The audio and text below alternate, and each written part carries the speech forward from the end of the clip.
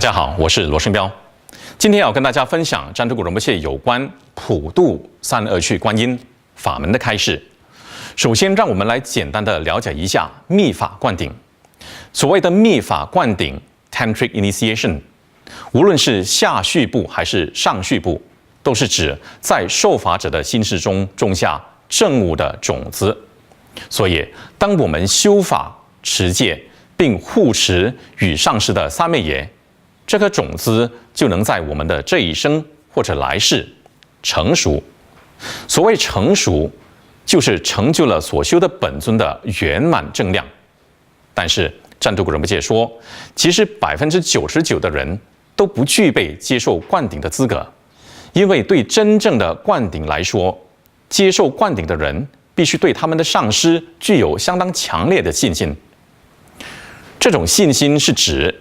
无论我们的喇嘛或是上师交代我们做什么，我们都不能有任何借口、任何理由、任何托辞。我们必须依教照做，并且不能像只为了要完成任务似的，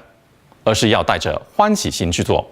因为我们知道上师让我们做的一定是对我们有益的，这是其一。其二呢，就是只要我们皈依了上师，皈依了上师所修的本尊，而且从上师那里受了戒，那就可以说我们基本上已经将生死、来世和身心托付给了他。那既然我们能把这么重要的都托付供养给了上师，那么对那些所谓的小事儿，比如上师让我们做某些事儿，或是告诉我们怎样处理某段感情，让我们修这个或是那个法，我们就不需要有丝毫的怀疑了。无论上师分派给我们什么任务，我们都必须带着信心，欢欢喜喜的去做，不能顾虑这个顾虑那个，犹豫不决。既然我们能把自己的心都交给了上师，那么还有什么是不能做的呢？除非我们不太相信因果和来世，不把为上师托付身心当一回事儿，这就是邪见。总而言之，要想得到加持，或是想要上师在我们的心事中种下正悟的种子，我们就必须对上师具有坚定不移的信心，还必须严守戒律及三昧耶，以及遵守灌顶时的戒律和誓言。所谓三昧耶，就是我们与上师乃至与同时受法者之间的誓约，同时还有保证按仪轨实修的誓言。以上那几点对我们接受灌顶来说都至关重要，所以如果我们已经学佛3-4年以上，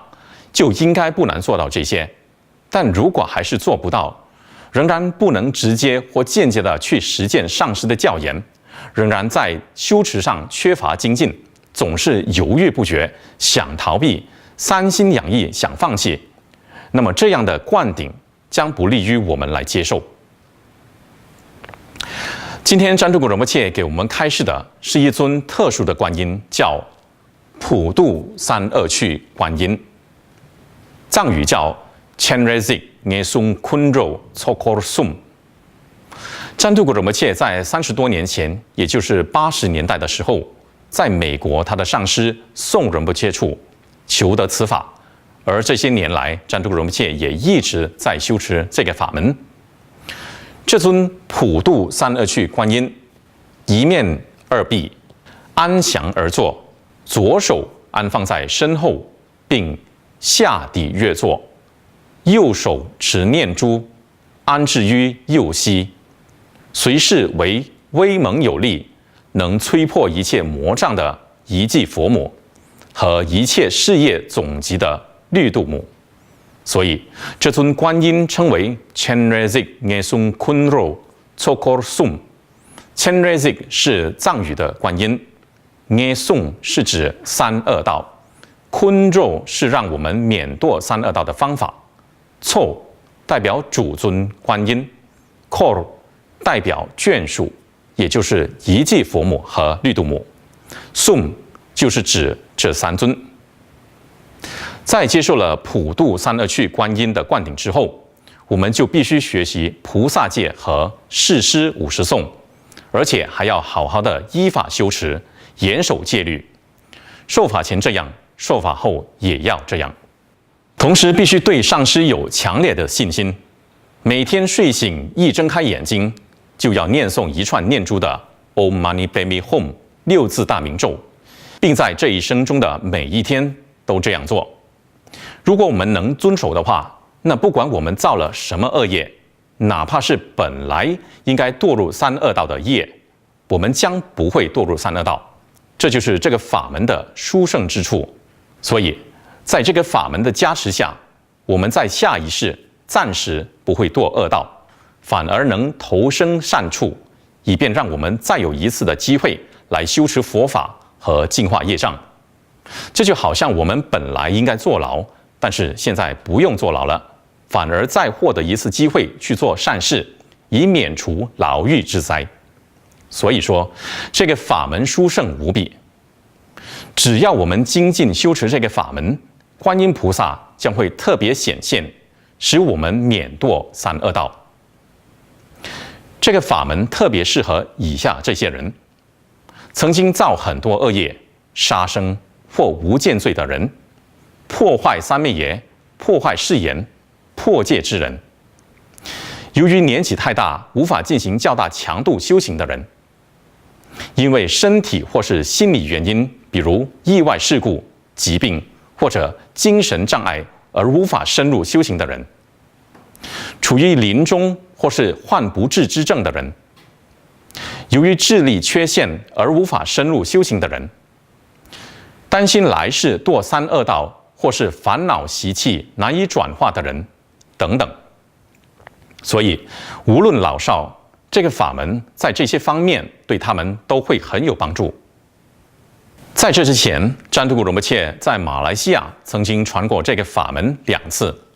一次是给异族人，另外一次是给一位来自马来西亚芙蓉的僧尼。这位僧尼被灵体困扰，他在晚上能听到那些灵体开门关门，并且一直干扰他。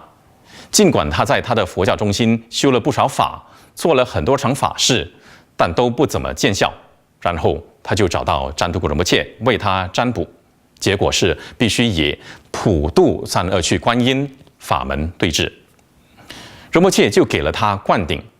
他在修持了一段时间之后，所有的灵体困扰也就停止了。所以占图古仁波切传授这个法门的目的是希望这个法门能让人们免堕恶道，也希望能够给那些来世果报将不会很好的人带来利益。同时，透过 Om Mani Padme Hum 6字大明咒的修持，将在人们心事中种下能够证得慈悲心、无我利他之心以及究竟菩提心的种子。好了，今天就分享到这里。大家如果想要学习更多佛法，可以上占图古仁波切的中文博客 www.tamrinpoche.com/l/cn。谢谢大家。